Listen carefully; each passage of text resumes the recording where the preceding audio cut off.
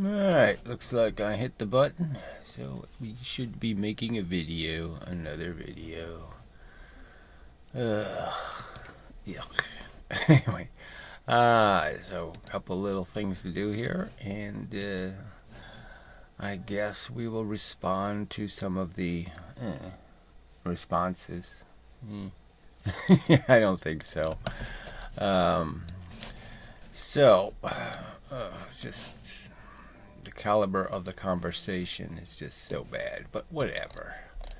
It is what it is, and we will deal with it as it is. Okay, that looks like you can see that well enough. Alright, so let me re-upload it just to see if there's any new comments. It's, it says 0 comments when there are comments, which is just typical YouTube behavior.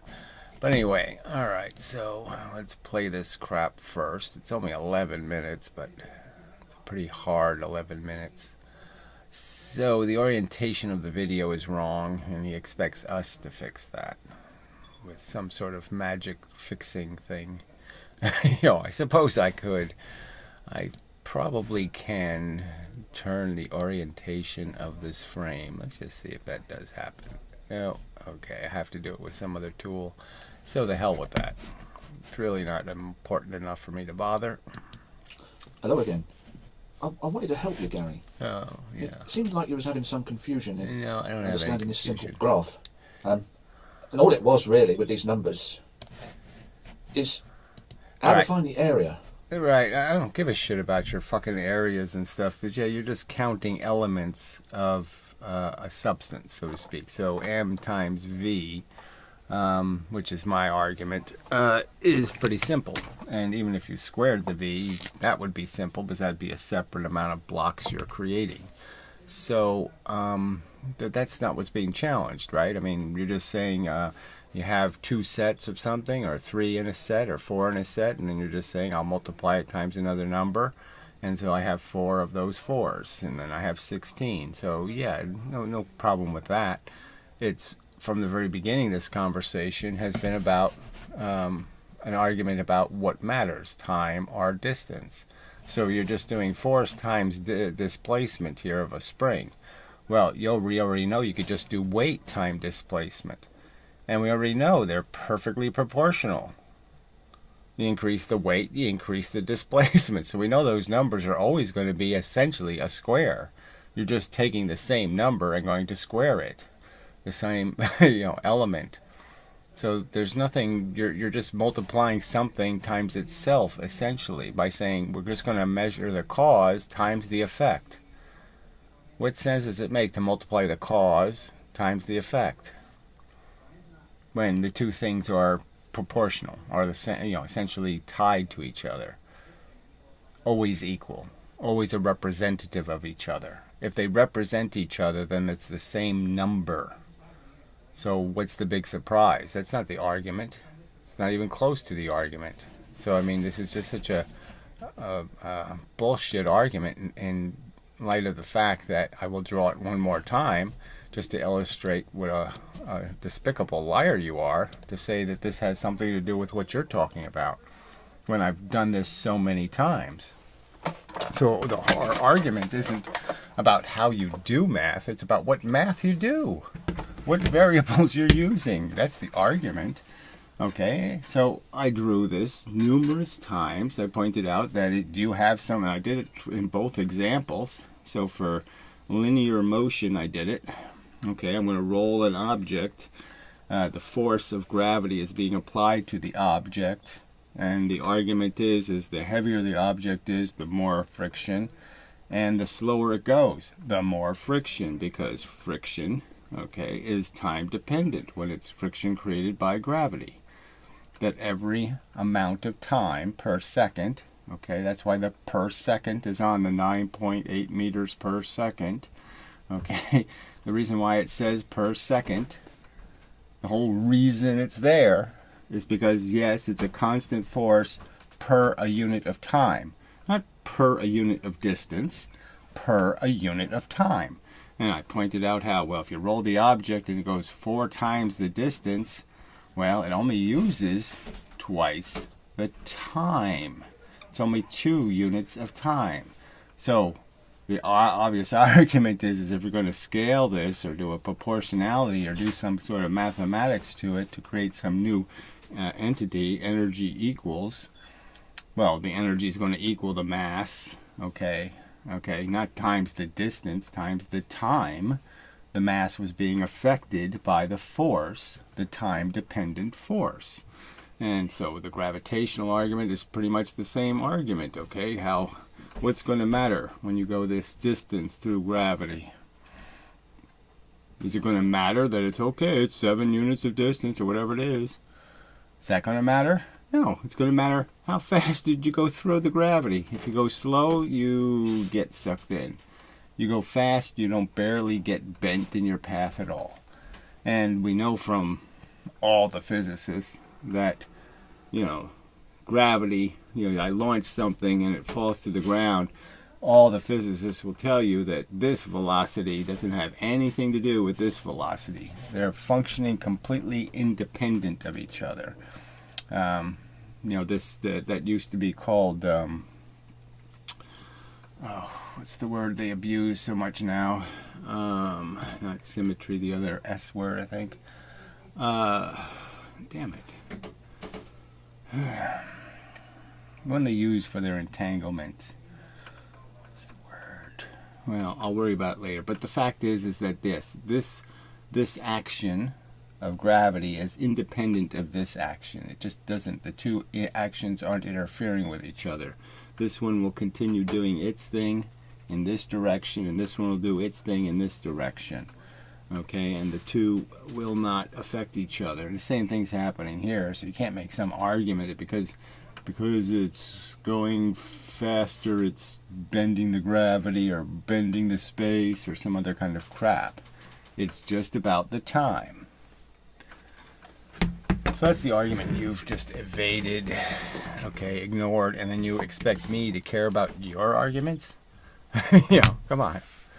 You're such a hypocrite. Such a cheater. Alright, so back to the nonsense. That's not the one I want. I want this one. Alright. Simple geometry it is, really. So we established we had this area here, which is this. Right, and I established that why would I ever do this? Why would I multiply the force, whatever that is, however you're measuring the force? I would have to argue you'd have to measure it by momentum, or you'd have to measure it by pressure, or you'd have to measure it by weight, which are all momentums. That's the force you're putting into a spring. You'll push on it. It has a weight you have to apply to make it move. And we know that all I have to do is, I want to move the spring twice. I put one finger, the weight of one finger. I want to bend the spring twice as much, displace it twice as much. I just put 2 fingers on it. I don't put 4 times the force on it. So your whole premise is nonsense. This is irrational and wrong. There's nothing true about it. You do not apply this extra force. Triangle.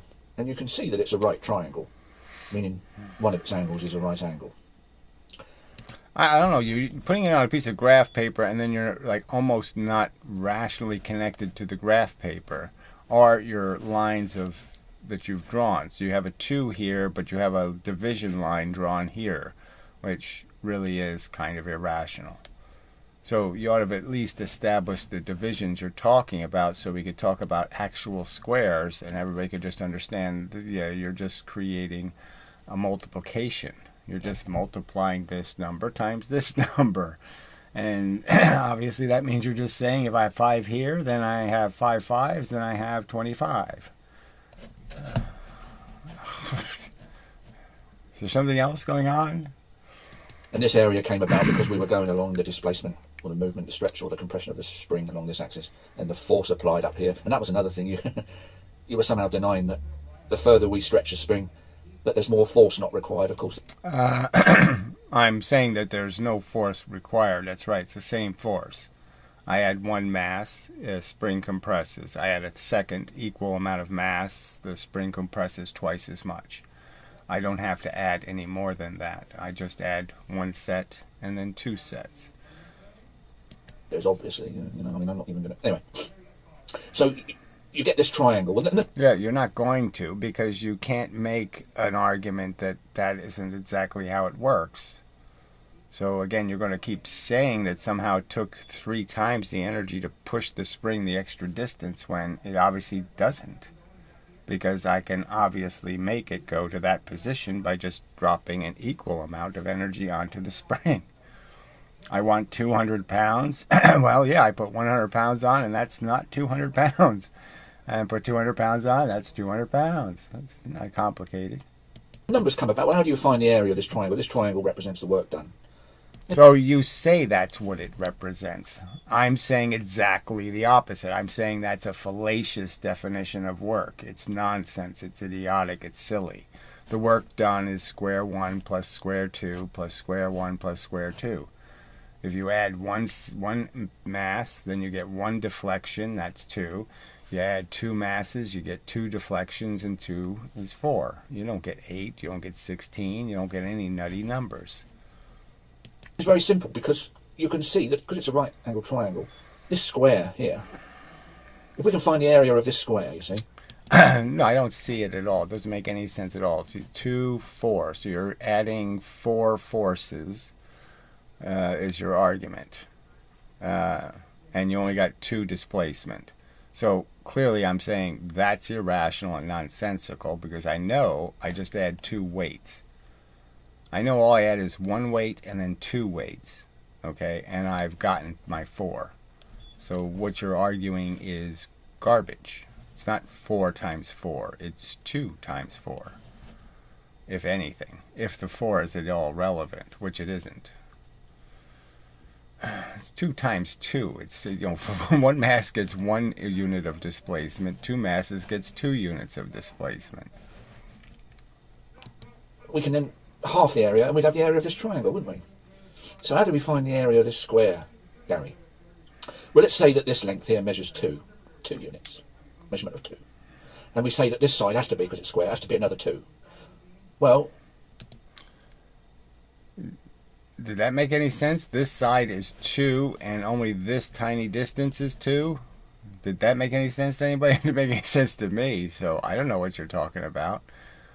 Even if this were the right way as a video, that still doesn't make any sense. Simple geometry.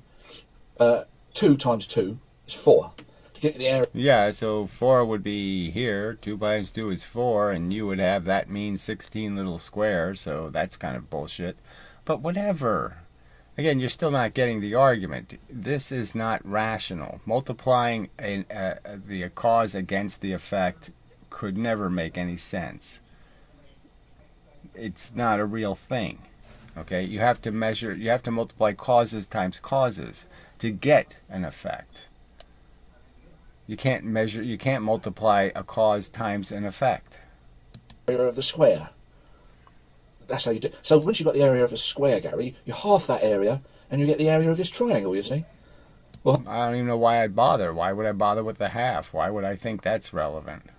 Why would I think any of this has anything to do with reality when you can do a simple experiment to prove it complete nonsense? Because I can already prove that your theory that I push down on the spring with a certain amount of force, and then I have to use 3 times the force to go twice more distance. No, I don't. It's this, all I do is dump the 2 mass on top, and I'm done with that nonsense. Because I only did twice the energy to move the 2 mass. half of 4 is 2, isn't it? Yeah. And see, as we carried on... And half of 2 is blah, blah, blah. And as we carry on, then with half of 4 is 3, or some kind of crap like that. With extending the spring up here, you see. So it doesn't make any sense. He's talking about these little 2s here, and then all of a sudden now he's jumping to 3s or something. I don't know. Does it make any sense? It doesn't make any sense to me. So he's calling this line a 2, I guess, and this line would be a 2. I don't know. More force required all the time, obviously, as the spring extends. So he says more force required. Yes, there's more force required to compress the spring twice as much, but not more than just twice as much force.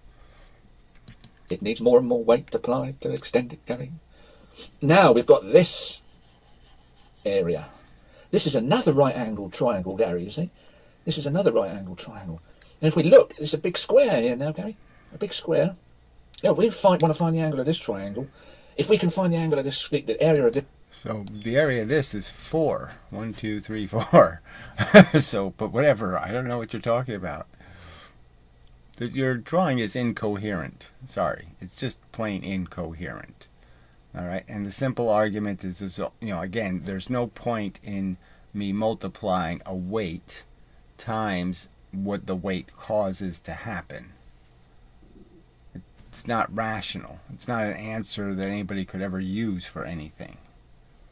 Square, then we can find the area of this triangle, Gary, you see? Well, let's try that, shall we? So this one was a length of 2, so this one's another 2, we can say. So that's one length here is 4. So this would be 4, this side here. So 4 times 4 is 6. So, why bother with that when you have graph paper and you only drew this as a length of 1? So why didn't you just put more lines in here if that was your intent, was to create 16 and 8, which, again, still doesn't make any sense. I mean, if all you're adding is 2 weights, then what does 2 weights represent? It represents a mass times a velocity, and those are your only components. So you have a unit of mass and a unit of velocity, and then you add another unit of mass and another unit of velocity. That's your 4. That's all you've put on the spring. That's all the spring has, is 4 units of, essentially, elements of momentum. And you could just break it down to just 2 elements of momentum. The only thing that compresses springs is momentum. That was the whole point of me doing the analogy that you just keep ignoring. The fact is, I can weigh something this way. Like your crooked video, I can duplicate gravity this way. I could apply a constant force. Say I tied ropes to things and I pulled them at a constant force, and I could pull them into a scale with a constant force, and I could perfectly duplicate, in a sense, at least the weight of gravity. What gravity produces as a weighable measurement on a spring. So I could duplicate what happens from gravity, this, by just pulling ropes tied to this at a constant rate. Okay, and there, I've duplicated gravity.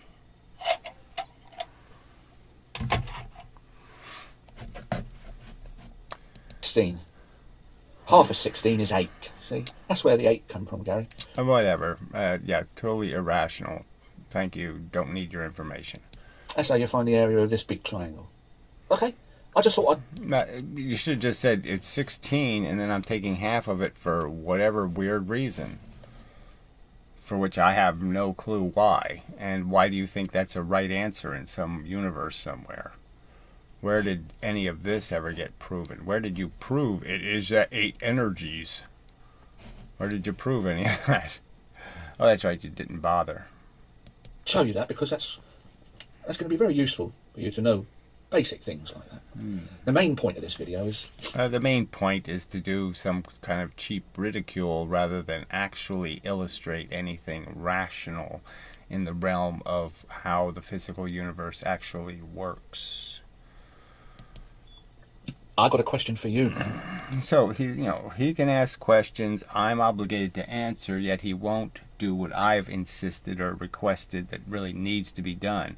Do you believe in conservation of momentum? Do you think Professor Lewin was right when he said nature can't finagle momentum? Do you believe he was right or he was wrong? Is it a law that you have to conserve momentum in your systems? Okay, so that's a direct question. All right, do you understand that gravity is a time-dependent force? It's 9.8 meters per second. So it's happening per a unit of time. It isn't happening per a unit of distance. Do you understand that point? And then I could go to the actual two arguments. Do you understand that friction isn't the same for all objects rolling? That depending on their mass and velocity, they will, in fact, lose more or less energy to the ground per a unit of distance or per a unit of time. Do you understand? You know, and then I can do this gravity argument and say, do you understand that depending on how fast I travel through gravity, I will be affected or unaffected by the gravity? Will you deal with any of those? You play fair now because you're constant. So he says something like play fair when you constantly evade every fucking point I make in a video. Every single one of them you evade. And then say play fair. I mean, it's ridiculous. I say you can't tell the difference on a lever, that moves just a little bit, not too much, between me putting a 2 mass at one distance and a 1 mass at 2 distances, and you say it's easy to tell. Did you show that in any way? Did you prove it in any way? Did you do anything to explain how it makes sense that even though they are exactly the same weight, the other side is saying it's the same weight, that somehow they don't weigh the same? Did you explain how that doesn't work? No. Have I been asking you to draw a lever for 2 years? Yes. And then you talk about playing fair. Amazing, amazing. I mean, just how can people be this duplicitous? Right in the open, they're this duplicitous. Amazing. They're demanding that everybody answers your questions. And you don't. So what's the point? Again, the conversation is moot. All right, if we're not on the subject. So if you're going to keep changing the experiment, and you're going to keep changing the circumstance, and you keep evading the simple logic of the argument, again, the fact that something rolls 4 times further, do you actually think it rolls 4 times further because it puts 4 times the energy into the ground? I mean, do you actually think that happens, even though gravity is a time-dependent force, and you're only on the ground twice as long? How do you rationalize how it put 4 times the energy into the ground? Constantly demanding that people prove it to you. And you don't. You don't argue it, you don't explain it, you don't prove it. You just keep asserting it. Well, here's a question about you and your fallacy about the conservation of energy. I'm going to ask Okay, you. so that's a lie that I have any fallacy about the conservation of energy. I say it's conservation of momentum. You say it's conservation of kinetic energy. I'm saying it's not. The lever doesn't produce 1.4. The spring doesn't produce 1.4. Those aren't accurate statements by you. Springs do store momentum, and they do give back the momentum. And the same is true for levers. Levers convert momentum. They really don't give a fuck about your stupid kinetic energy. Question. You're always saying, why don't people draw pictures? So I'm going to draw you a picture. Fine, good. That's something. It's better than your usual crap. It's going to be very basic. It's going to be a stickman. This is a weightlifter, Gary. You use this analogy quite a lot with the old weightlifter. Yeah, and are you really going to pay any attention to the argument made? No, you're not. And he's got a barbell on the ground in front of him. And he's going to lift this weight up above his head. Like this. Oh no, I've got that wrong. His arms would go like that, wouldn't they? And there's the barbell now, see? Yeah, I'll probably There's redraw this. He's lifted the weight up. Right. Now, I hope you can agree that he's done an amount of work to lift this weight above his head. Yeah, and my whole point is the slower he does it, the more work he does. So, and the faster he can lift it, the less work he's doing it, to the limit, though. I mean, obviously, moving the weight at the speed of light would require an incredible amount of energy and would lift the weight a lot higher than the height he needs it to go, which is just 6 feet. And so if he wants to maximize his efficiency in lifting the weight, he would lift it at exactly the rate at which it falls. That's the most efficient way to lift the weight, because then you create the velocity necessary to reach the height you need, not any extra. If you lift it with more aggression than is useful, in the sense it goes higher than you can hold it, then you haven't lifted it at the most efficient rate. That should be understood. Apparently you didn't understand that I wasn't talking about throwing the weights into space. Okay, so it is true that the faster I can get it going, if I want to lift it into space, the sooner, the maximum velocity I can give it, the best. Okay, to just find that most efficient would be whatever the falling distance is in a free fall, whatever the maximum velocity it achieves in free fall, that would be the ideal velocity to give it if I want to throw it to that same location in space. That's the argument. We're not going to try and, work out what that rate is. Let's leave the calculations out of it for a minute. This is a conceptual argument. Right. Mine was a conceptual argument. I stated that your physics says this is no work. This is not moving. And clearly I know, everybody else knows, that if I was holding a 10-pound weight, it would be work. My calories would be burnt. My muscles would do work. A lot of work would be wasted. It wouldn't be stored anywhere. I'm not storing a whole bunch of energy. All I'm going to store is this little tiny bit of it dropping that distance. All of the heat in my arm and all of the calories being burnt, that's all wasted energy. It's not being stored anywhere. Duh. I have to explain that to you? I have to explain that to him. He didn't realize that I'm not storing the energy by holding it in place. I'm not storing a whole bunch of energy by holding this for 10 minutes here. Right? Let's see if I could just hold it for the whole video, but I'm not going to do that because it'd be annoying. It's so much work. I'm going to ask a question of you in a minute, very important one. Now, it's quite right. If this guy was to start lifting this weight, and he took... I still have this crap on the screen, right? Yeah, I do. Okay. Volume's on, right? Yeah. Okay. All day over it. The time he got it up here... Yeah, if it took 10 million years to do it, you could figure out that those whole 10 million years he's wasting a bunch of energy because he's not storing the energy anywhere. He's just dissipating it to the universe. It's not stored energy. It's not compressing a spring. Yeah.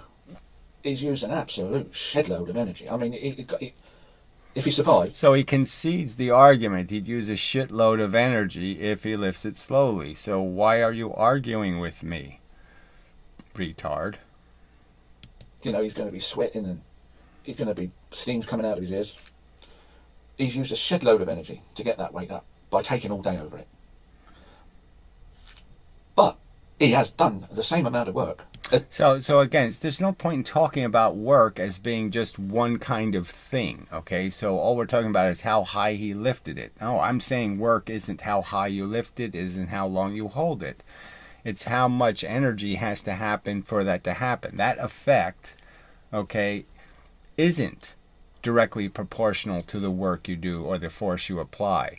You are not pushing on a spring. You are not pushing on something that's storing the energy. You're not pulling a handle on a generator and generating electricity somewhere that's going into a battery.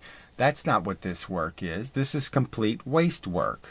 You're not accomplishing something where you are storing the fucking energy. You're not storing it. You're creating a tiny bit of storage for the barbell itself in the sense that you're lifting it to a position. But the force you're using, your body, okay, isn't storing any of the energy it's using to do that. It's as if he lifted it quickly, in a clean and snatch, or whatever they call it. He's done the same work.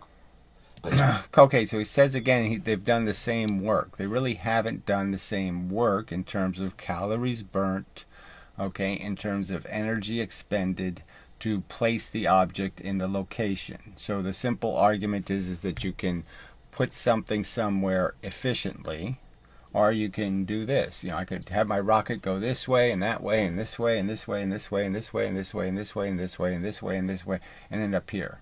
I could drive home, say, if you were driving home from work, you could drive home the direct route, 2 miles or something, or you could go this way and that way and this way and that way and this way and that way, and you could do a ton of work and accomplish the same stupid 2 miles, but you could drive 2,500 miles doing it.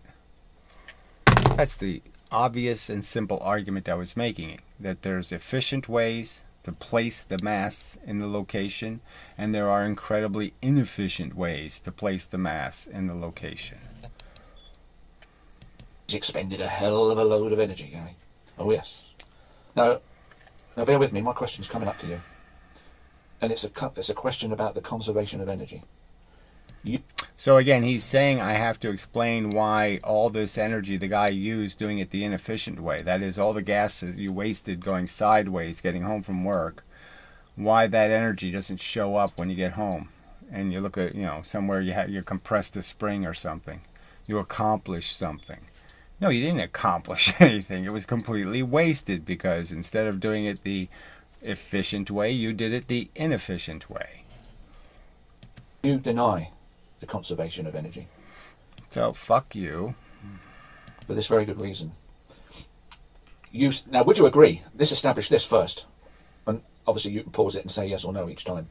I say yes to, as I pointed out, there's a most efficient way to get the weight to the location if that's your intention, is to store energy. There's the most efficient way to compress a spring. Okay, pushing it too fast and way too far is not efficient. Pushing it really slowly where you're fighting the spring the whole time, that's really inefficient. There's a perfect speed to push it at where you will compress it exactly the amount you wish to without wasting any energy on oscillations or other kind of crap, and that's the truth being argued. I ask a question. And we can't move on until you do say yes or no. Oh, fuck you in the ass till completely dead. I mean, you have no right, to claim this horse shit when I have been for 2 years pleading with one of you morons to explain how you think the physical universe works by drawing a simple device like a lever, or explaining how a bowling ball exchanges its energy to pins, or explaining how something flies through a gravitational field, or explaining how something rolls across a surface. And you won't do any of those things, you fucking piece of shit. I would hope you would agree that he can lift the weight above his head, and he can do it fast or slow. Let's say he's done it, whatever. He's got it above his head now. Now we devise a machine to take this weight, and it's going to run a dynamo on its descent with a light bulb here. It's going to generate some power. We've put this weight on a machine. We're going to let it fall to earth. Right. And what is the machine? Magical? So, yeah, we've been doing water wheels forever, okay? And there's only so much energy you can get out of the falling water. There's a maximum efficiency. So you could try to capture the gravitational potential of the falling water, and you attempt to do so with maximum efficiency. That is, it can't move too slow. You need to keep the momentum, all right? But that's all you're going to trap is the momentum. That's it. That's all you can do is steal it. Okay? Is to take it from having a high momentum and release it at a low momentum. And that's all there is. There isn't anything else to do. And this thing's going to do the same thing. You're not dropping it at its free fall velocity. You're dropping it at a much lower velocity, which means that you're getting a lot less energy out of it per unit of time, because it has so much lower velocity. You don't understand? All there is the total impact weight. So the total impact weight is the maximum energy you can excrete from the object. That's all there is. All right? So you can do it slowly or you can do it quickly. But that's it. You're just compressing the spring. So I could just make the argument, if you just drop the ball on a spring and then let the spring put the energy into the generator, what's the difference? Is there some, let's say we had a perfectly 100% efficient spring, like a magnetic field.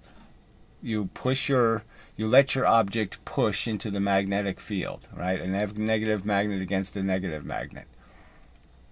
All right? And you can collect the energy. If I push it slowly, I'm going to get the same energy as if I push it quickly. There's a maximum amount of energy I can excrete from the placement of the object into the magnetic field. I can't get more energy out of it by moving it slower, and I can't get more energy out of it by moving it faster, because I have to apply more energy to it to move it faster. And I don't have more energy because gravity's only going to give me so much. I can only acquire the energy from gravity by allowing the object to collect it. If I slow the object down, it's not collecting any more gravitational energy. The energy is being leaked out of the object into whatever you're using to slow it down. Damn, you people are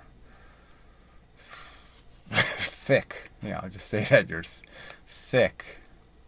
It's going to do work. It's going to, with its potential energy because of its force of gravity, it's going to turn the generator and light the lamp. And it's going to expend some energy that we could measure. We could measure the amount of energy that weight has in falling to ground.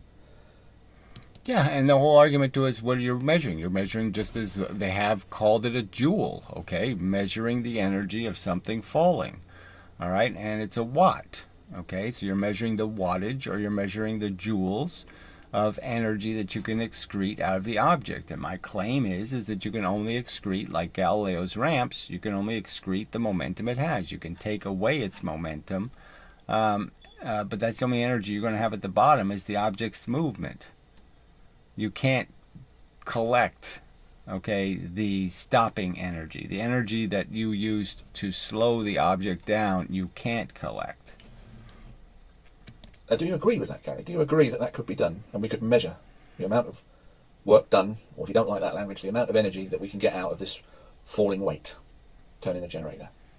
Yes, I'm just saying that water wheels have been around a really long time, and what are you going to argue?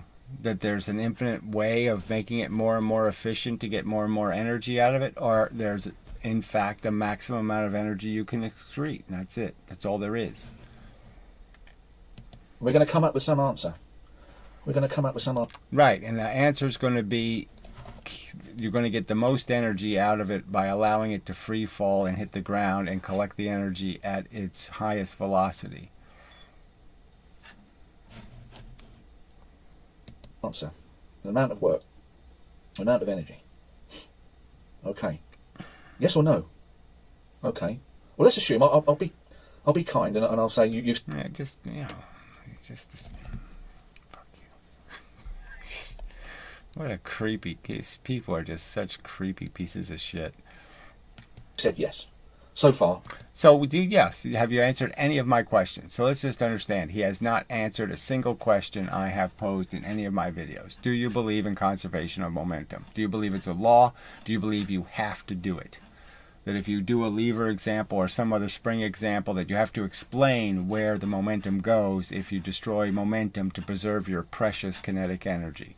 Do you understand that obligation? You understand what I'm saying and it makes sense. And you agree. Obviously, I don't agree with your silly nonsense that I can create an infinite amount of energy somehow by moving the barbell at infinite speed to 6 feet high. There'd be no purpose in moving the barbell the speed of light to move it to 6 feet high, because I would have to slow it down again. I'd have to decelerate it and then recelerate to get it back to the 6 foot level. So obviously the way to get, same thing. If you were taking a rocket home from work, you would say, okay, I just want to go 2 miles. So I would shoot my rocket at the right angle so I can maximize my efficiency. I can get my peak velocity, allow gravity to push me down, and for me to land at home with the least energy possible. And there's a parabola for that. And that's the best you can do. You can't do any more than that. But obviously overshooting your house wouldn't make any sense. That's not going to be more efficient. You know, you live in New Jersey and you shoot to New York, that's not going to help you any, because then you have to take a cab home. It's going to be very expensive. Okay. This is where you go wrong. This is where you say the conservation of energy doesn't hold. Because you say... So it's just such a lie to call it the conservation of energy doesn't hold. I've never said that. I would never say that. Okay, I made it very clear. I believe in the conservation of momentum to the death. Okay, I believe it works on the subatomic level. It works everywhere. You can't destroy electrons. You can't create electrons. None of that crap happens. You can't create energy. It's complete nonsense. Okay, it is a Descartesian universe. There's a certain amount of energy in the universe, and it's always somewhere. It's never gone. Okay, and it's never born. All right, it has a history. Every single bit of movement in the universe is redundant. It has been somewhere before. It has been somewhere before. It has been somewhere before. That's my assertion. I've made it clear for 10 fucking years, and you're just a stinking, lying sack of dirty, smelly, rotten, cruddy, goddamn shit to say I have in any way opened any door to any notion that I do not believe in the conservation of momentum and the conservation of energy as momentum. You're the one arguing you are defending some other conservation theory.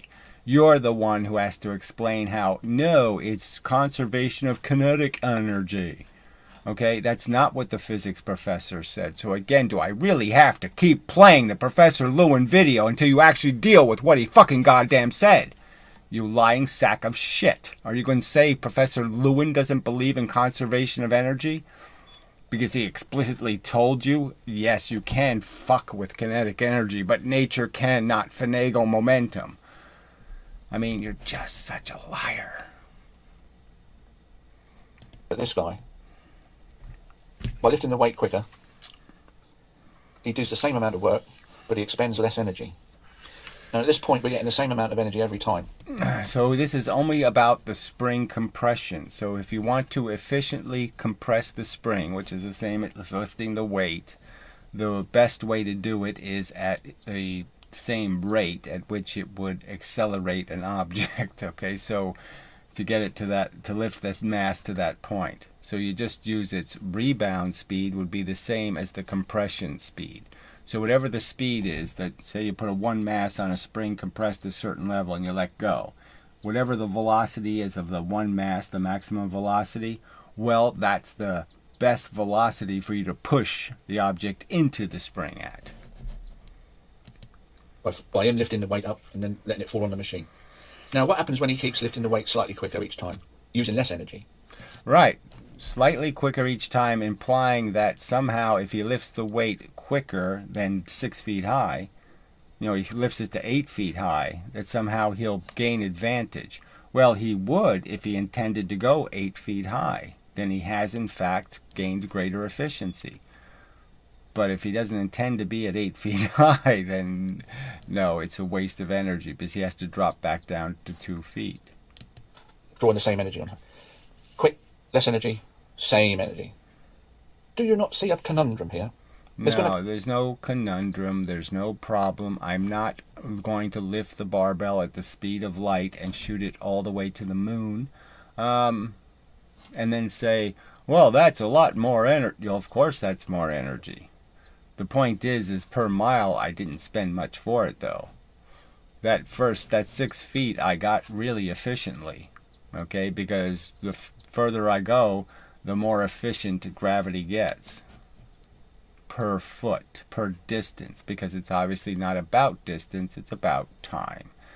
And I've made that argument over and over and over again. Come a point when he can use less energy. MGH versus MGT. The right answer is MGT. Put your GH in your equations and see where you get. You'll get a lot of wrong answers.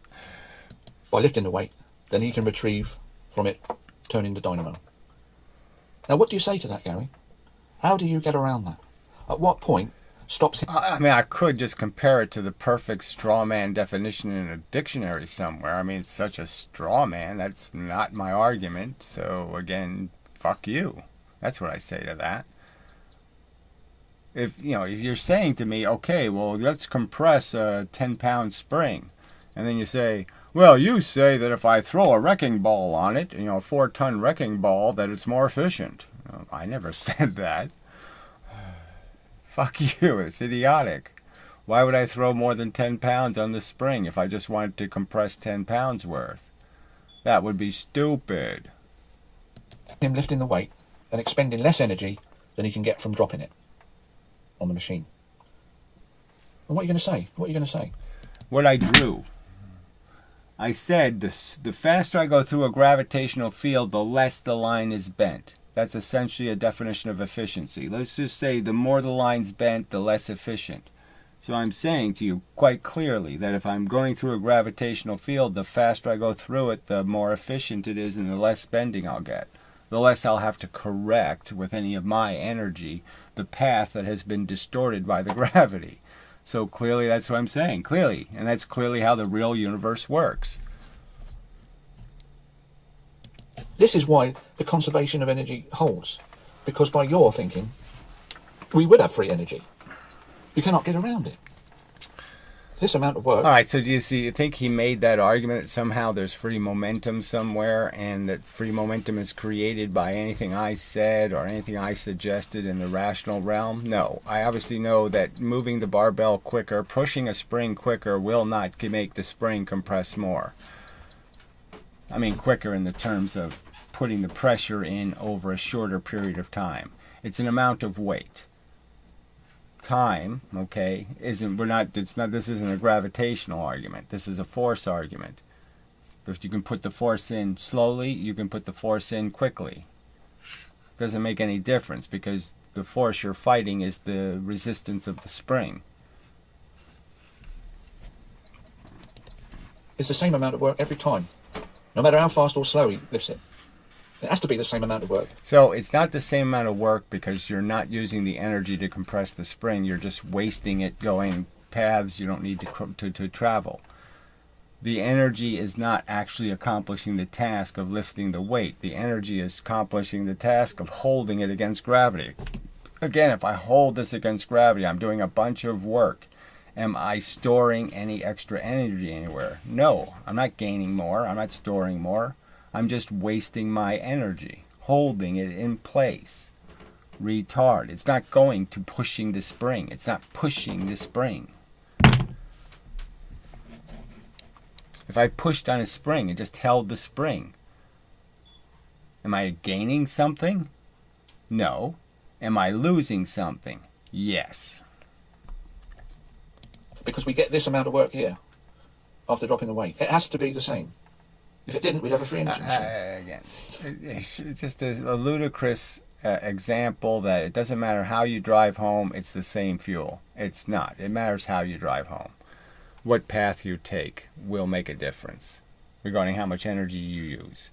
And the simple truth is there's an efficient way to get home and there are inefficient ways to get home. And that's all there is. So what are you going to say?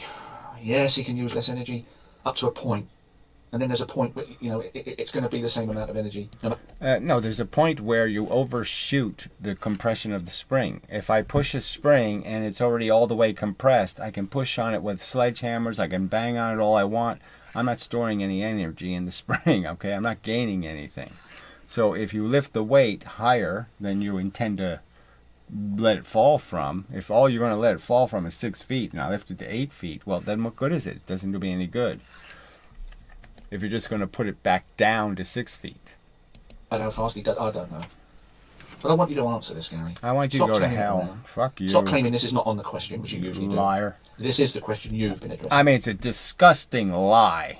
He hasn't addressed a single fucking point I have raised in thousands of videos, and these weasels haven't addressed a single one of those goddamn arguments as they're stated in my fucking videos. And for this weasel to say I'm accountable to him when he hasn't done the same, he hasn't given me the same courtesy of actually answering or addressing a single fucking point I've made.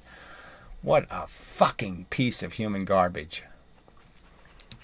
This is the example you've been using, and I want an answer from you. Yeah, fuck yourself.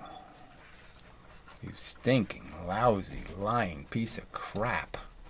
So again, he says it takes 4 times the force to compress a spring twice as much.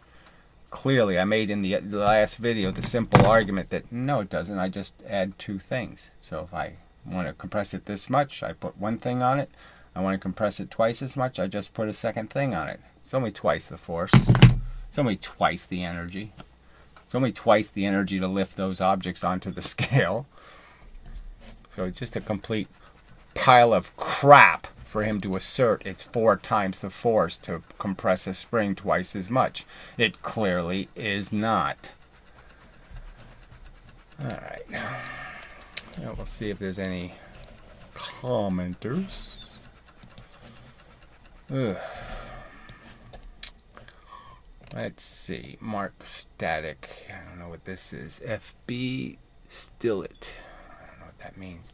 2 slit experiment explained wrong way is perfect example how small error in concepts, wave particle duality, make the rest of the science craft suck.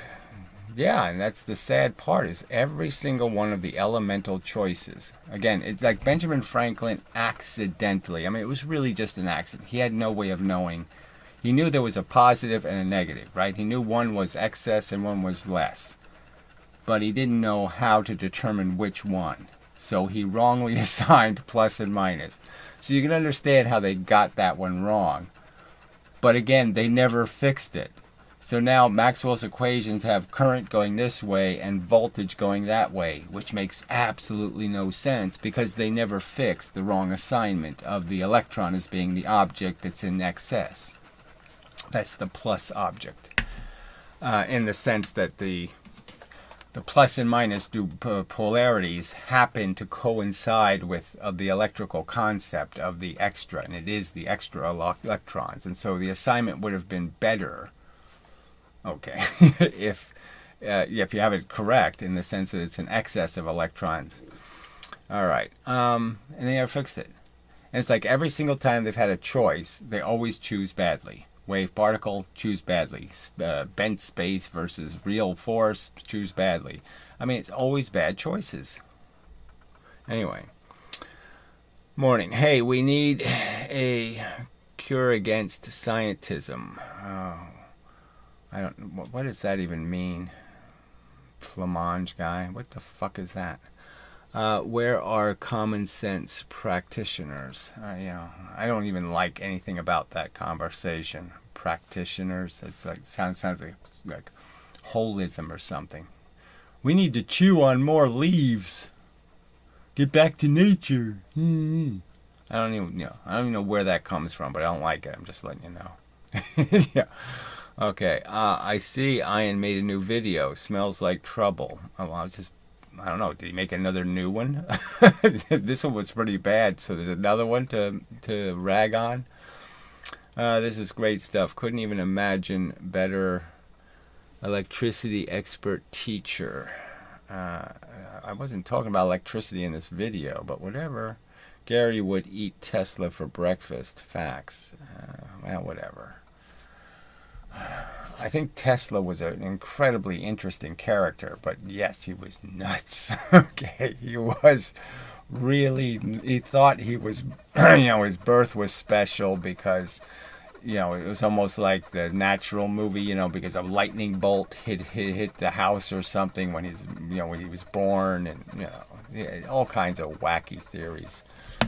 He was really very religious, frankly.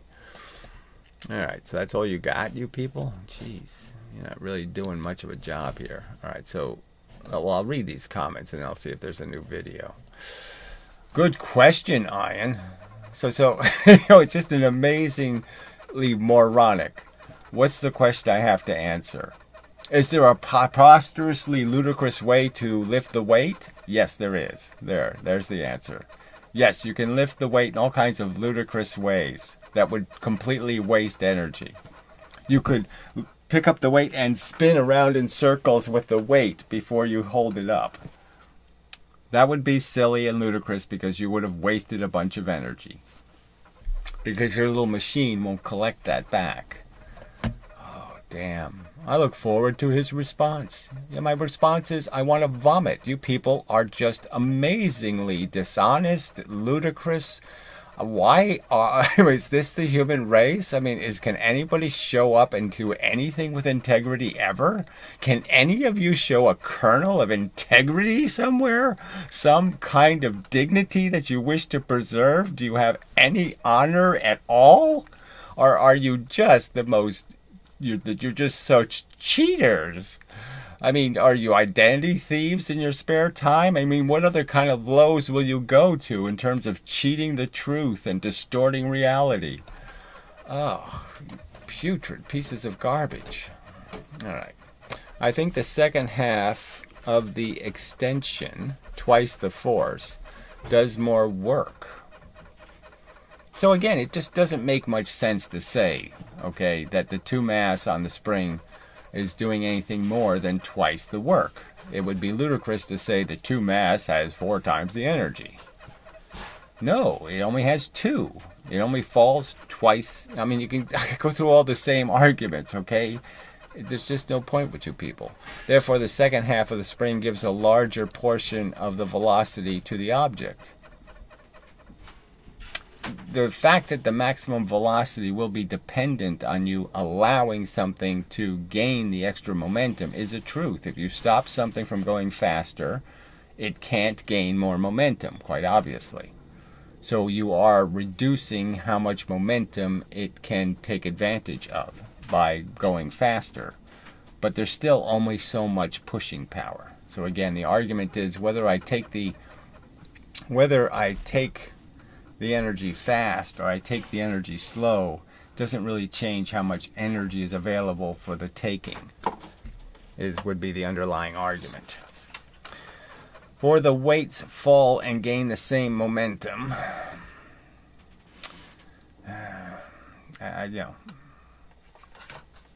it's just too vague what he's exactly saying. They fall and gain the same momentum. I think they both need to start from 0 velocity, but for both to start at equal velocity, the first has to stop faster than moving mass. So again, if you're not using the momentum of free fall and you're just collecting the energy of the weight, are 2 different things. Dropping an object on a scale is different than sliding an object onto a scale. The slid object will only have the momentum of the gravitational potential 9.8. It won't have 18 point something or 43 point something. It just has that average amount of gravity, the first bit of gravity. Let's see. Will take more work to stop the slower weight. You have to stop the faster moving mass, which will take more work than to stop the slower weight. Yes, it's only twice as much work, though. The faster weight is allowed to achieve higher height. It will gain velocity and spend less time falling the same displacement. Well, obviously, you can't go any faster, right? So gravity's going to take your energy at the same rate, and if you don't have more energy, you're not going to be able to, give more back to gravity. So again, if you have objects that have the same momentum but different masses, they're going to move at the same rate in the gravity. They're going to fall at the same rate, and they're also going to launch at the same rate. Beautifully put. Isn't that just it's just such tripe. It's just such a, what the fuck is beautiful about this stupid, moronic video? He didn't paraphrase my arguments at all fairly. He didn't answer any of the points I've raised for years, and yet claims he has some right for me to say something I've already said over and over again. I believe in conservation of momentum. Do you? Okay? That's the subject here. Oh, just amazing dishonesty. All right, let's see if there's some other dopey video. It's too bad its homepage is blighted by that image. No, this is the same video, right? Yeah, okay. So not much in the comments got to say. So I really don't want to do the Brozo videos because they're just, he's just basically stolen one of Piero's old crappy videos and edited it to pieces. So I don't know if that's worth listening to.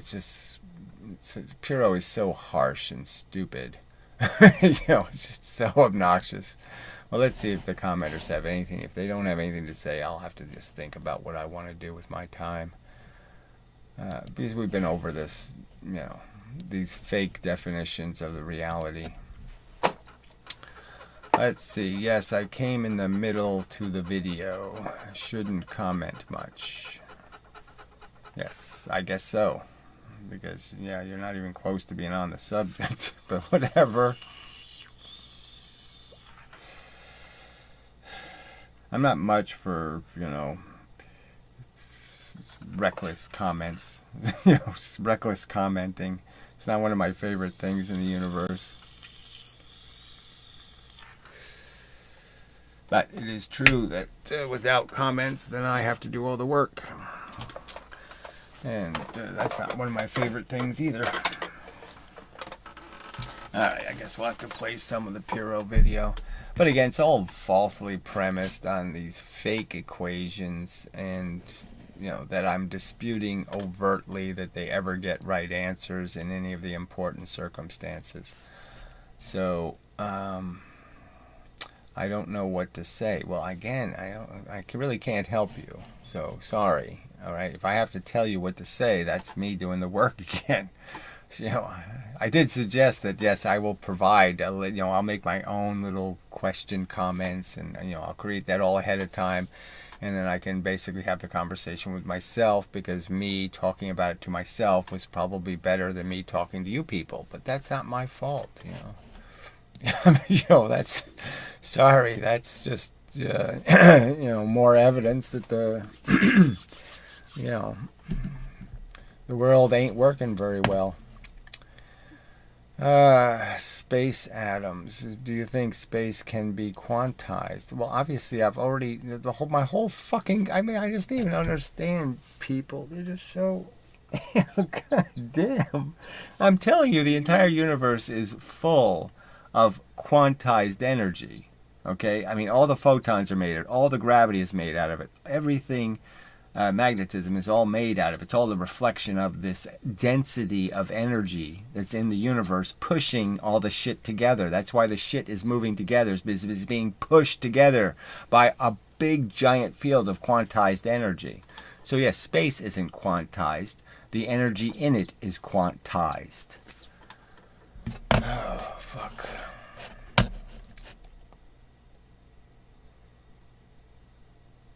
It's as simple as a box. The universe is a box. It's got BBs in it that move a perpetual speed, the speed of light. The little BBs. The little BBs are all the same size. They move the speed of light. You can shoot the BBs at a frequency. You can shoot the BBs with patterns. You can do all kinds of ways of doing the BBs, but all the BBs move the same speed, and they only have simple rules. When they hit the side of the box, they bounce off. When they hit a little piece of matter, they either stick to it and move it, or they reflect off of it. That's it. All right? That's the universe. That's quantizable. The BBs are the quanta. The matter is moved by it. When the matter moves to a new position, it changes what quanta get affected. That's why there's an interaction between force and matter. And they're just interacting with each other. Matter doesn't hit matter. Force doesn't hit force. Okay. Try to watch what I say. I don't want to say something stupid again. Well, this is sort of a stupid thing to say, frankly. Okay, having your own internal conversation in the chat. Okay, it's not very useful. But whatever.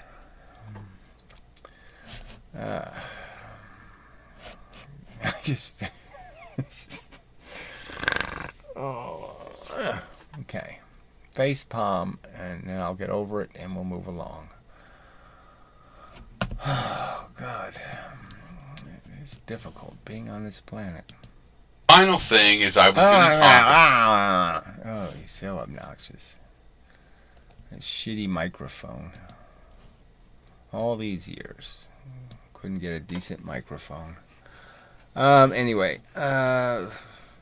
Alright, so, I mean, we can just go through some of this, but you can't really see it in the video, which is kind of pointless. So he's drawing everything down here in this little crap box. And it's just this contrived method of turning a rate into a squared rate, okay, for no good reason. By taking a rate and then say the rate happens at a rate. There's a rate, the rate happens. Well, there's no rate that the rate happens. Okay, so the whole thing just doesn't make much sense, you know. And again, all of it, you could break it down into just the simple components that all you're really talking about, and instead they hide it through all of these replacements. You know, they just change what you're actually saying, and pretending that they're not real numbers. And then if you put real numbers in, you wouldn't have this problem. But they never put real numbers in, so they can play these little exchange games with the units, you know. All right, so yeah, I guess well, we'll just go to a point where he has something more drawn here, which is okay. Velocity equals change in distance over change in time. Yeah, that's how you measure velocity. That's not what a velocity is. Okay, a velocity is an amount of something. Even in the kinetic energy formula, it's an amount of something. Okay, it's not you know, a distance over a time. That's not what it is. It's an actual event that takes place, a cause. It's a piece of matter moving from one place to another. So that's, you know, part of what needs to be understood is these substitutions are not very good substitutions for the reality. You're kind of cheating the reality to say that that's an adequate description of what the stuff is. So, all right, so obviously the simple equation mv will not be shown to be incorrect. So they're not going to show any mathematical derivation I can do using mv and getting an answer. They won't be able to show you any evidence that any of that is wrong. So if I said that energy equals, and I said that that also equals force, and I said that that also equals weight, and I said that also equals wattage or joules or whatever else I want to make it equal. Heat. Let's just make that heat. Okay. That all these things are the same thing. Force, weight, heat. It's all the same stuff. There's something I'm missing in here. There's one, but it doesn't really, probably doesn't matter. But it's all the same stuff. There's no difference. So I'm arguing that they'll never show an experiment where MV doesn't get a right answer. Okay. So that's the simple equation. Right, so they've changed it into this garbage of saying force equals ma. Alright, F equals ma. So they've changed velocity into acceleration. Now, what's acceleration is just a change in the velocity, right? So it's just a thing where you've changed the, from going, say you were going 60 miles an hour, right? And you change the velocity through an acceleration. And so we'll call it a deceleration in this case, and you go down to 30 miles an hour. That's all it is. Okay, that's the acceleration. It's a number, 30 miles an hour. That's all. It's not something complicated. You decelerated 30 miles an hour. So that would tell you how much force it is, because you changed 30 miles an hour times the mass. Okay, tells you that's how much energy you had to supply. So this is consistent with Newton's equalities, right? Newton is basically saying the force equals the momentum. You can just exchange momentum for force. So in this case, I could do mass times velocity. I get the total force of the thing moving in a direction.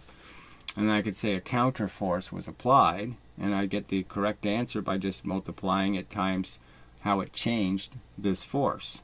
So if I lost half this force, I'm going 30 miles an hour, Well, then I know the other force was 30 miles an hour. The deceleration was 30 miles an hour's worth, and that will be the same amount of force as 2 30s will equal to 60, blah, blah, blah. It works just fine. But that's if you understand that that's all this is. This is a change. It's a rate. This is a rate 60 miles an hour. This is a rate 30 miles an hour. It's not 30 miles an hour per second or something.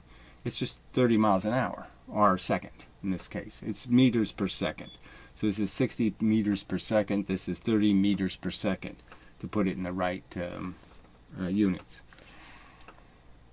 But what do they do to these things? So they take the simple equation, right? And then they say, well, I'm going to call acceleration v, okay, velocity over time.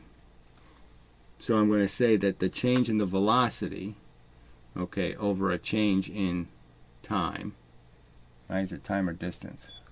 It's time, yeah. That's how they square the time, right? And then so they say it, so they've changed the equation. So this couldn't get much simpler. It's pretty damn simple.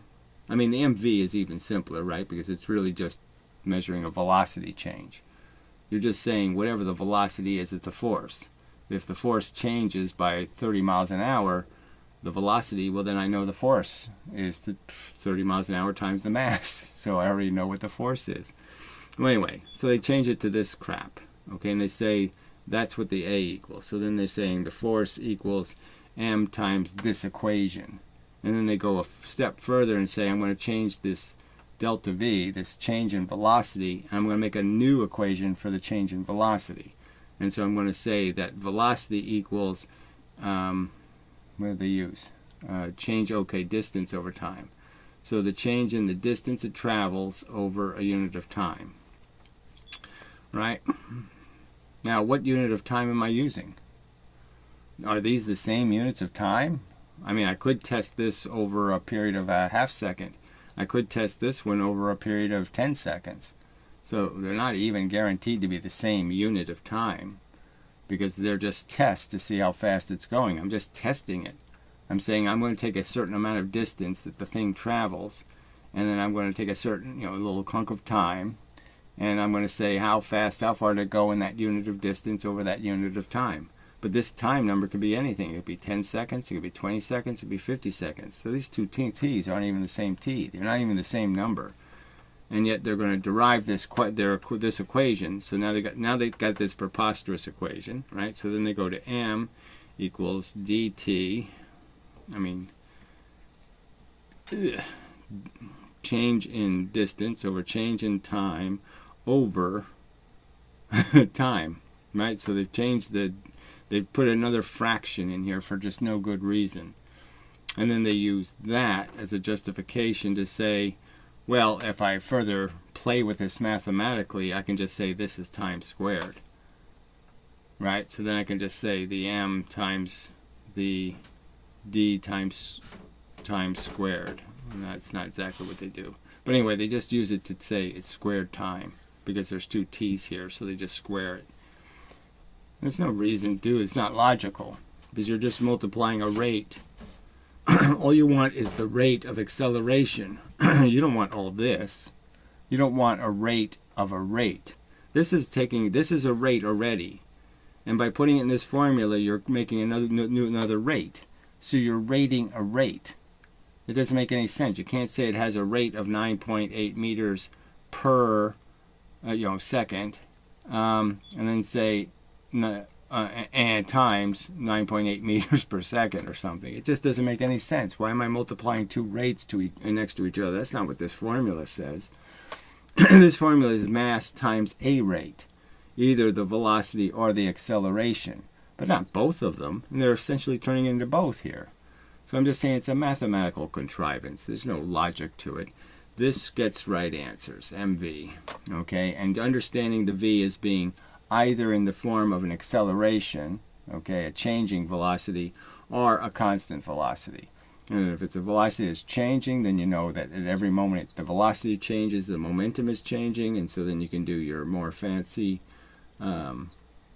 geometry of figuring out those changes. You can look at a wiggly line like this, and you can do a lot of complex calculus to figure out what the average is here, or you could do something really simple and just say, yeah, it's about there. You don't have to do all this strangled crapola when you know that it's just about mass and velocity, and that's the momentum at any one moment is the mass times the velocity. If the velocity is changing, then you know your momentum is constantly changing. That is the force you're applying or the force you're resisting. If your velocity is changing, you're obviously changing the amount of force you're applying, or you're facing a force that's changing. That's not that complicated. So, I mean, all this mush in this video is just that. It's just mushy little game playing to create this per second thing. Okay, somehow a velocity is just per second, meters per second, and somehow an acceleration is meters per second per second. Why? Why is it? Where's the logic that says accelerations are per second per second? That doesn't make any sense. It's just a change in velocity. This doesn't make any sense.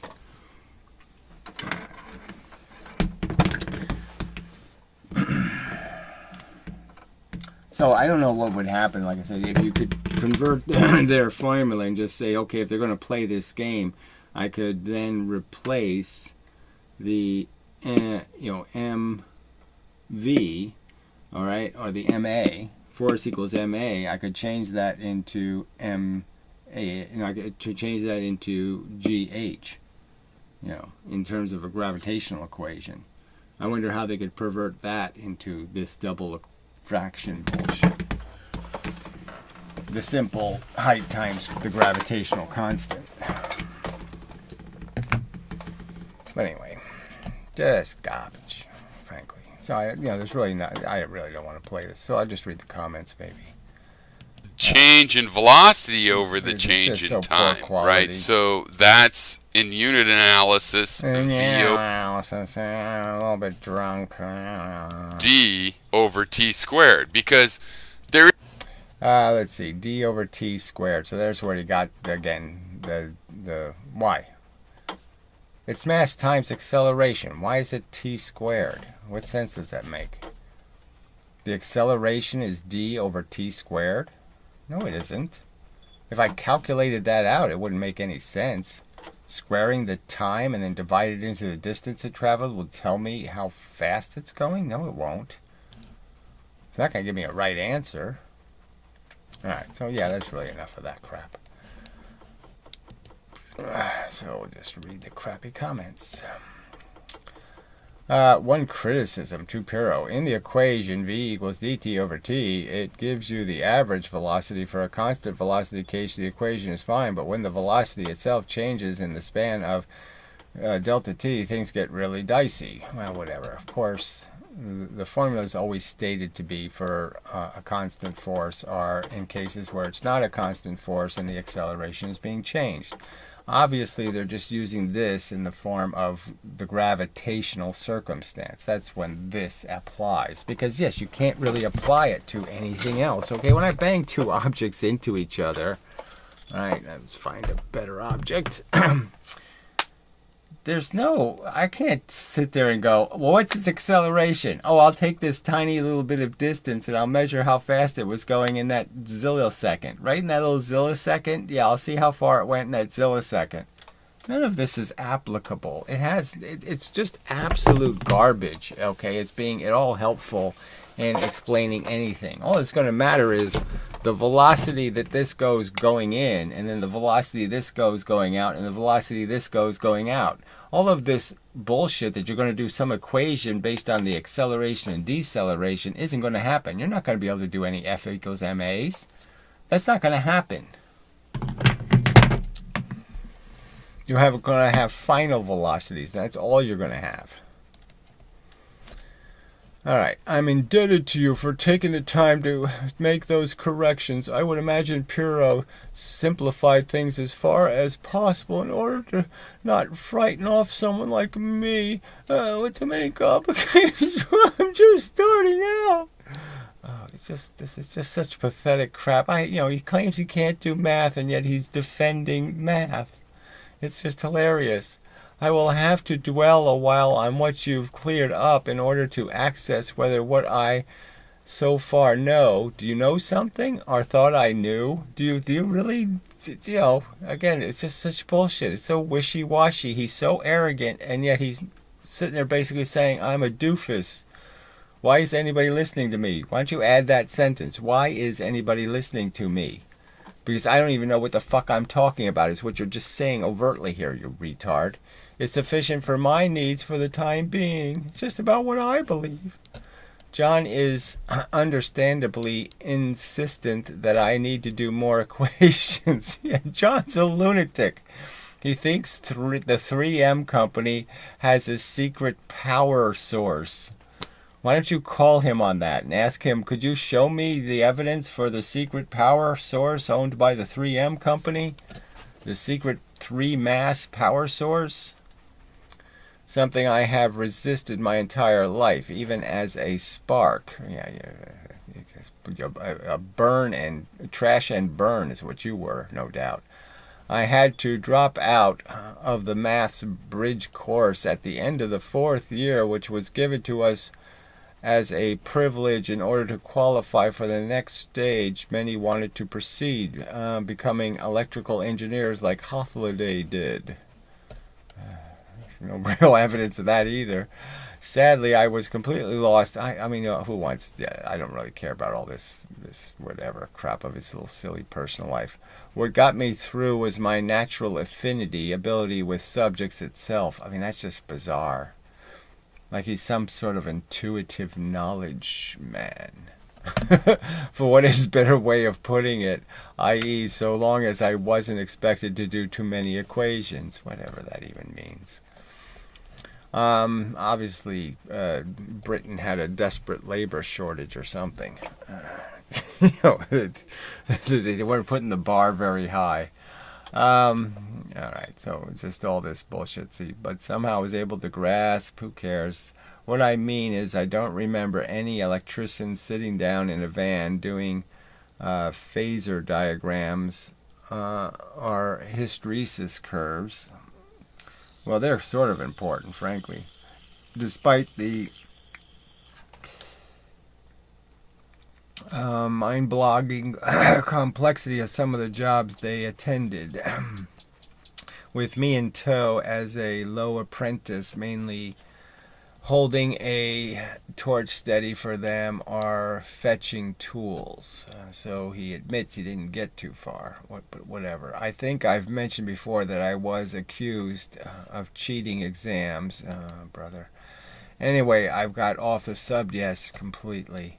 Yes, so I am just unsure as yet how important it is from my own perspective when all I'm really trying to do is adequately demonstrate that having the mass does not automatically make an object go 2x faster. So he's overtly refuting Professor Lewin, okay, in the sense of recognizing you have to conserve the momentum. So in any case where you have momentum tied to a mass and you're going to reduce the mass, you're going to be stuck with the idea that you're going to have to figure out how to conserve the momentum. And he's rejecting that idea overtly. And yet he won't admit it, he won't say it, he won't claim he's disagreeing with Lewin, because he'll put words in Professor Lewin's mouth and pretend Professor Lewin was saying something other than you have to conserve the momentum. So whatever you want to do, do it. But if you don't conserve the momentum, you're in trouble. And he's just saying, fuck that. Or for the sake of some obstinate oaf determined to preach that it does. Yes, and I'll continue to preach that twice the force, twice the velocity. You know, that Newton was right, force equals momentum, that you can use them interchangeably. If you apply a force and it affects an object's momentum, it will affect it completely proportional to the strength of the force. So you want to go twice as fast, you just apply twice as much force to the same mass. And that's it. And if you have the mass, you'll need half the force to move the mass the same speed. These are, yes, these are Newton's facts. They're my facts. They're foundations of reasoning about the mechanical universe. And your counter argument is garbage. Okay, I never got over the fact that he genuinely thinks he's still playing with this speaker cone crap. So he doesn't think that sound is created by moving matter faster than the speed of sound. That is, you're giving it a speed, and the speed is what's creating the ability for the sound to transmit, that it wouldn't keep going unless you get something to an adequate speed. So the argument can be made that that's why the whip snaps, is because you accelerate the tip of the whip to the speed of sound, and now the action of the whip is made possible for it to go very efficiently through the atmosphere because it's achieved the necessary speed to take the shorter route through the electrons. So it's achieved a pressure that now can move really quickly through the atmosphere. But if it goes slower than that, like my hand, it goes slower than the speed of sound, it won't be able to create any energy that gets any further than just the atmosphere moving around my hand. It will not create a sound wave, a vibration in the atmospheric atoms. So he just doesn't think there's some reason why there's a speed limit, speed of sound, and why that mechanical system is what carries sound. So I can make all the arguments about all the reasons why everything, snapping your fingers, there's matter moving faster than the speed of sound. My fingers stick together and they rebound at a speed that's higher than the speed of sound. Okay, my vocal cords, little hairs on them. Okay, little hairs wiggle. They wiggle faster than the speed of sound, creating little sonic booms. So he doesn't think speakers have to follow that same rule. He doesn't think anything on the speaker has to move faster than the speed of sound for the speaker to make sound. So anyway, but yeah, it's an old argument. It's not really vital to anything, right? It's just my argument that this is just another way that physics completely misunderstood a subject that's really easy to understand. It's just a fact. To make sound, to make the phenomenon of a vibration that travels through the material, you have to move something faster than the speed of sound in the material. Just a fact. Sorry. It's just the way it works. Alright. So I won't bother with the whole speaker thing. Let's see. I have no idea what he thinks audio waveforms represent. I couldn't give a shit about audio waveforms representing something. It's obviously, to me, the argument is it just represents, an on or an off, something's momentum, in fact, and how much substance you have. So if you're sending a signal, a radio signal, there's a density of particles, masses, and then there's less masses, and then there's masses, and then there's less masses in space, and that's a fact. And it's really just saying it's on, it's off, it's on, it's off. But whatever. It would be nice to get a better grasp, but my brain is mainly full of other practical, that's a joke, hands-on type challenges. Like what? I mean, your obligation, apparently your ASAP obligation was to produce some video showing how levers don't work in terms of conserving momentum. So that's the video I'm really interested in seeing, your proof that levers don't conserve momentum. So just show me your lever experiment proving they don't conserve momentum.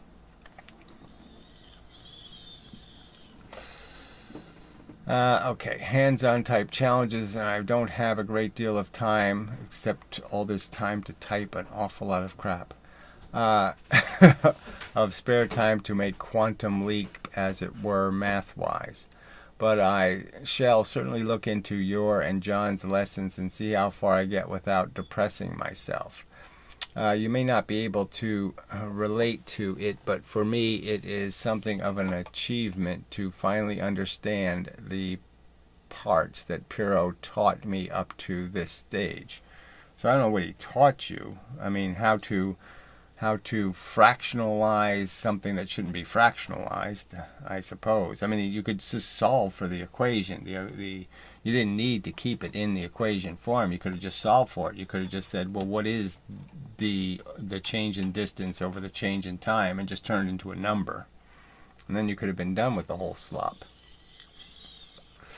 See, if they put actual numbers in the equation instead of d and t, and they put the actual numbers in, then you could see when they start to distort the equation that the distortions don't make any sense, because the force equals different things at different stages in their derivative. In what stage the force would equal 10, in the next stage it's going to equal 45. You know. So it would prove that the math is just a gimmick. All right. Let's see. Where were we? Pyro taught me, okay, how far it is strictly necessary for me to revise my thinking, I'm not sure. Well, I think you're thinking, okay, that you can violate conservation of momentum. That's really bad. So you're going to have to fix that one, because that's really stupid. My other short video showing me feeling quite proud to have sussed out a simple system of cardboard upside down T-shapes is probably therefore also called into question. It's an accurate representation of the compoundness of taking something very simple, an acceleration, and converting it into a compound fraction. It's a simple process. The acceleration is a certain amount, okay? I mean, I take the Newton's ball, I hit something, it accelerates. It's going to accelerate to its maximum velocity, so the velocity and the acceleration are going to be exactly the same number. But regardless, do you really think the acceleration is a compound fraction? All right, anyway.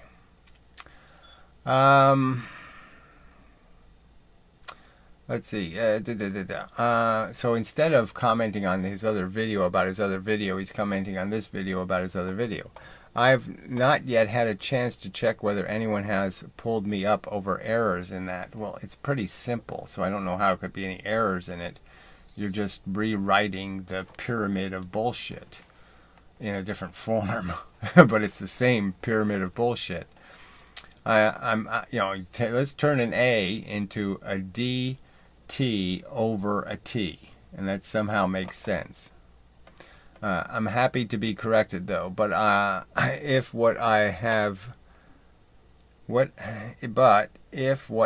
learned is good enough for my purposes for now at least, you're not using any of this stuff, so don't lie to yourself that you're doing any of these calculations, that any of your banging card experiments contain any of these samples you made of the velocity increases or the changes in the acceleration, because you're not doing any of that crap, and you know it. So why are you talking like that's somehow relevant to any of the experiments? All right. Then I'm happy to not worry about it too much until I have time spare to take it a step further. I'm in no position to judge this yet, but I'll make a video about it, and I'll make all kinds of assertions.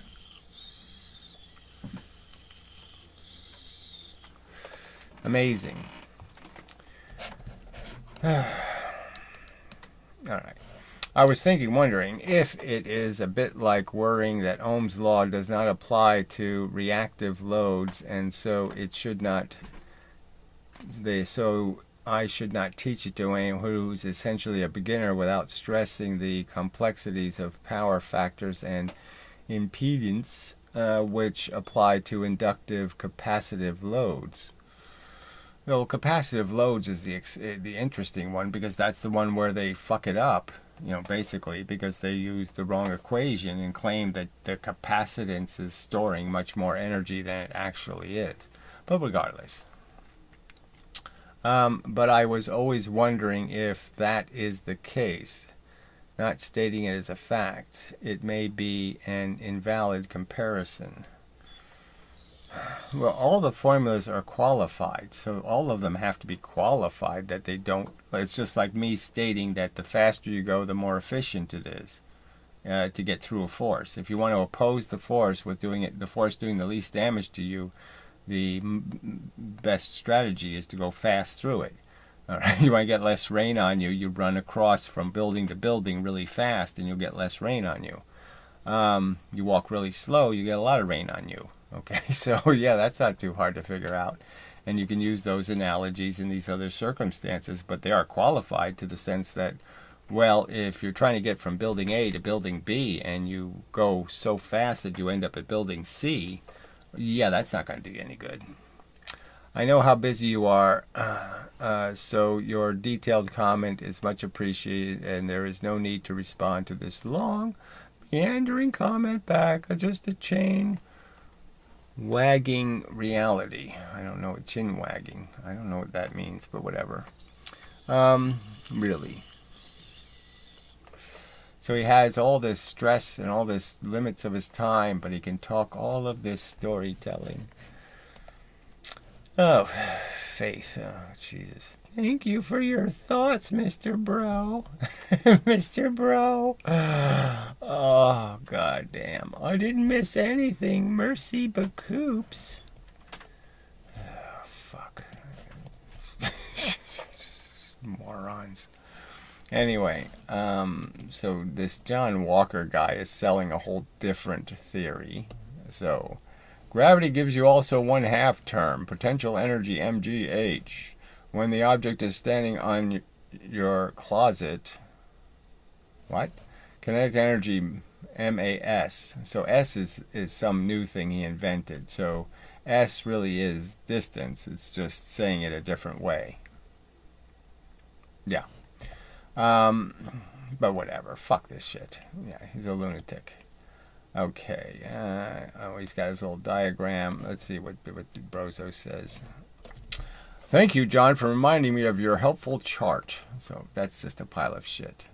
Why don't you ask him to help you with the whole, 3M conspiracy theory?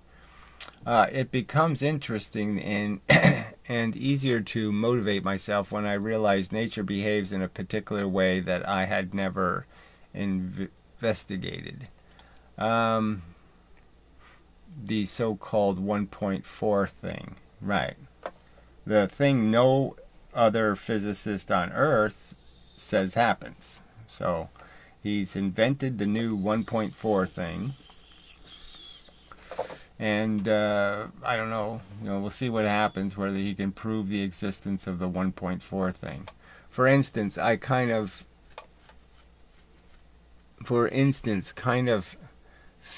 what? Fanciates myself that nature actually does that. So I become a bit more motivated to test that out. Kind of fascinates, me that nature actually does that. So yes, it would fascinate me if I thought nature actually did that, but I don't think so. And I don't think your crappy experiments are a great challenge to all the other experiments that kind of demonstrate that, no, that doesn't happen, Brozo. But I struggle to motivate myself more generally with math-based problems, especially the kind where we are asked to solve a fictitious, mundane problem. It's like a giant switch being flicked. Okay, so he's just complaining some more about how much he doesn't like math. Okay, well, I've always found those kinds of exercises about, appealing as washing my socks one by one. My brain just switches off, whatever. He just keeps going on and on about his problems. Let's see, stops it feeling tedious. Okay, what I need to do is improve my comprehension of these matters and the corrections Mindless Marbles has presented to me here to extend that weird cardboard memory jogger feature in my other video today to encompass at least some of the things raised by your good self and MM. So he's just, blowing smoke. He doesn't really say, "Oh yeah, that was so helpful." Yeah, we're not really talking about, a circumstance where none of these circumstances are really talking about things that are constantly changing direction. Because that was my fun way of enabling me to assimilate the information by making it into a little game that appeals to me. Kind of a mathematical jigsaw puzzle, if you will. Alright, so we'll go to that hard bit of piece of shit video. Oh god, this is so horribly horrible. So all he's done here is he's taken the equations, okay, the derivatives, and just stacked them on top of each other. So he's basically saying, look, when they say F equals MA, what they're really saying is, the A equals, dt over VT, d over t over v over t. So they're saying dt over t. Yeah, that's it. So acceleration equals dt over t. Why does it do that? Where do you get that idea from? Who says so? Anyway, Michael Falwell, another idiot. So we never got the great insight from the Michael Falwell as to how, the weight paradox is resolved. Hey Steve, thank you for uploading these 2 videos. It will take some time for me to digest it all with MM's and John's corrections also. It reminds me of the program I watched about a fella. Oh, Jesus, it's TV shows. Alright, turned out that after studying him, we did okay, who cares? So, what do you know? Who cares? Alright, just little personal anecdote about nothing. Oh, God, I just hate this planet. One reply. Let's see what kind of nonsense that'll be. What time are it? Yeah, I have to leave at about 15 minutes, so maybe we'll just go to see if there's any chatty crap. Maybe that'll be better than this crap. But we'll see. No, look at that. No advancement. Trying to watch what I say. Okay, yeah, I was watching your video on magnetism from 8 years ago. Well, that's sort of a mistake, frankly. That is a long time ago. If looking for a topic, you could explain magnetism and what different from the conventional understanding. Well, there are newer videos than 8 years ago, frankly. So, you don't have to go back 8 years ago. So, if you go to draftphysics.com, which I haven't fixed, and it gives you the moderner website and, the smartphone type website. And right here, there's subjects. See the subjects? And right here, this one says magnetism. So you click on that. And this isn't 8 years ago. I'm sure it's not 8 years ago. Let's see how old it is. 1 year ago. So there's a 1 year ago. Okay, so you watch the 1 year ago explanation, not the 8 year ago explanation. Okay, jeez, that would be my suggestion. You can do whatever you want, but I'm just saying, yeah, I would try the newer one. Now I think I don't know, have I got anything on the debate channel yet? So I did put the single video MGH versus MGT as a subject. So we'll see if anybody directly debates that video or that subject. Alright, so I don't have magnetism on here. Okay. No. Okay, so I'll do that. I'll do a magnetism video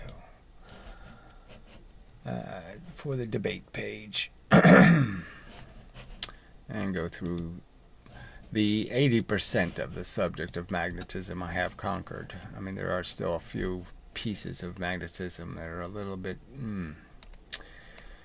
and hopefully the simulation will help with those pieces that are less finished and complete. Alright,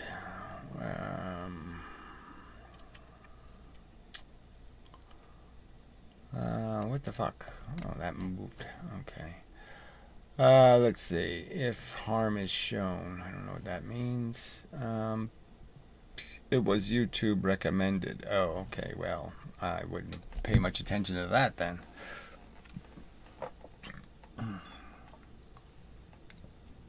Your business, you know. I mean, sometimes the recommended videos are not horrific, but, you know, yeah, I can't say my recommended videos are mostly just clickbait, you know. A title that might match something reasonable, but the content isn't very useful. All right, so let's see. Where was I? Easy way to understand. Okay, so let's see if we have any other reasonable content here. Regarding the use of D instead of S, I like to think Piro was just trying to make things simple for instructive purposes for me knowing I liked even the basic... No. I mean, he really thinks that somewhere in real physics they use this S term instead of the D term when they don't. So I don't know why he thinks this, whatever, bizarre kook's reinterpretation of reality is somehow something everybody should be obedient to. Does the link work? And you can always Google Savant. So he thinks that's the real way to analyze motion. I don't know if that's Brozo and Savant. Yeah, isn't that a thing? Whatever that guy's called. Anyway, that's an electricity term. So this guy says dude, which is hilarious, Walker. What I want to add is that Savant is at the basics of physics, where calculus is more the advanced mode. So who knows what that even means. But there are still a lot of equations in Savant. Therefore, you have to look for the equation you can use. And again, all this is gimmicks. Let's change the D into a S and try to confuse people. When the number will be exactly the same number as the D. Yes, I Googled it and saw the 5 equations, but I will trace yours. Yours should publish a book, John. Oh dear, that is just so disgusting. A book about all of his conspiracy theories. The only kind I could publish would be about my embarrassing moments. Like when I was, oh please, I don't want to, I mean, he really is just, forget it. I will bear in mind, John, calculus is kind of out of the question for the guy who doesn't know what he's talking about in Boots still tries to tie together with strings. So I guess that has something to do with some other reference to some other bullshit. I will make more effort over the savant equations. Promises. Alright, you should write a book, Steve. So nobody's too impressed, I guess, with his little mathematical gimmickry. Maybe you should make it out of magnets, So a simple thing, okay, the rate of acceleration is converted into dt over t. Okay, and that makes sense to people. Okay, fine. I think that's silly. But whatever. So I think that's it. Yeah, that's it. Okay, so we don't have much comments. I don't have much time left anyway, so I guess all that matches fairly well. So I'll just pull up the chat, I guess, and then we'll just wait and see if anything happens. And if nothing happens, I'll leave. So.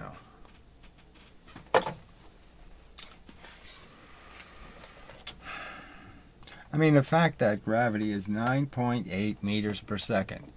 Now, why, okay, I'm just asking, would people be hostile to the idea that if it's a per second force, that the way you would change how much force you're affected by is by changing how much time you're interacting with it? Wouldn't that be how you change how much force you interact with? Changing how much time you're interacting with the force? I mean, is there really some reason to think that shouldn't be the logical default?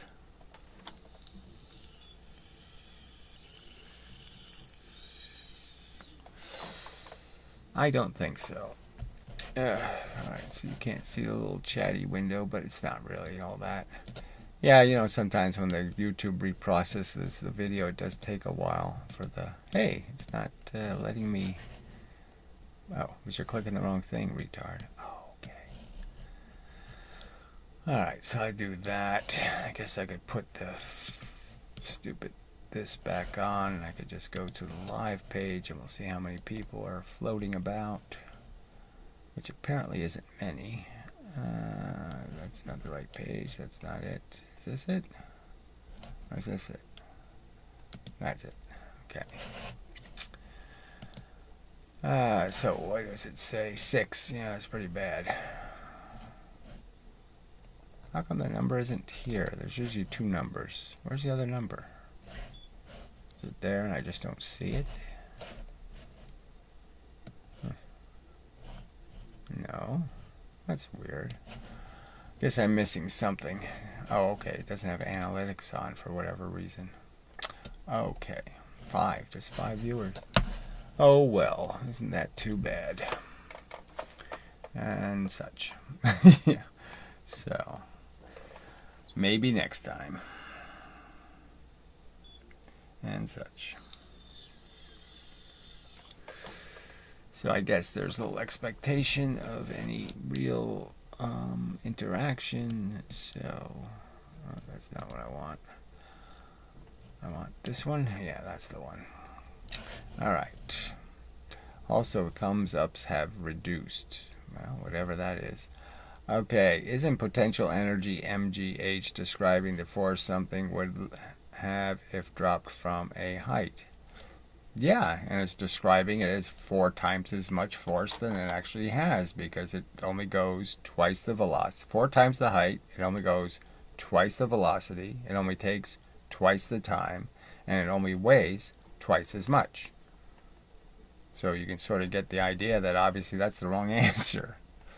That's the kinetic energy equivalent. That's basically telling you the lie that somehow the distance is all there is, and each unit of distance is a unit of gravity, when obviously, just as Galileo kind of put it, no, that ain't how it works. Okay. So it's sort of intentionally ignoring the force required to hold something up still. Well, of course they ignore that because, yes, they've taken the idea, they think it's all about distance, and they don't think it's anything about time. So, yes, obviously that's why they have a ludicrous physics. I mean, that's why they sit there and say, by our work equation, we have a definition of work.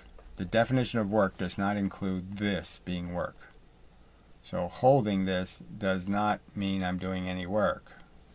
That's obviously a stupid definition, right? I mean, why would you say, hey, that's really good science, because they have a definition of work that basically says doing work isn't work.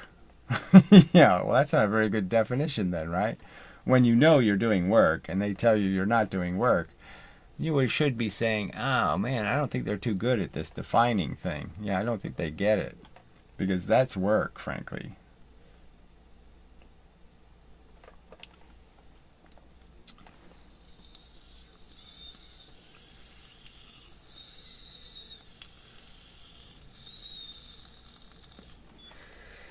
I'm just saying that MGT works. They're never going to show MGT not getting the right answer.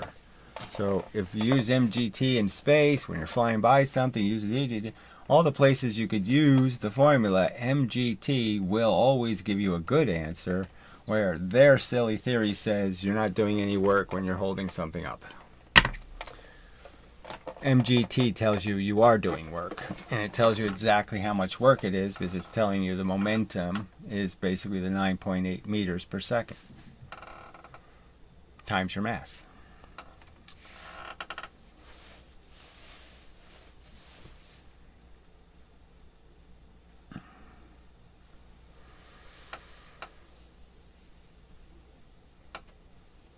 Alright, so I guess we'll call it a day and such.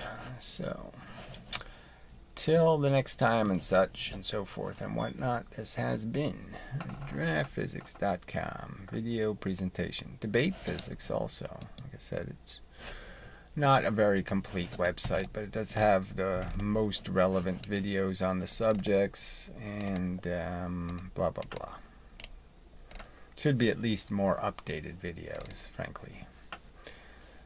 So,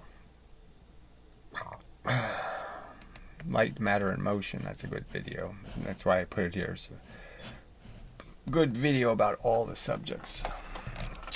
Mostly all of them. Oakley doke. So, till the next time. And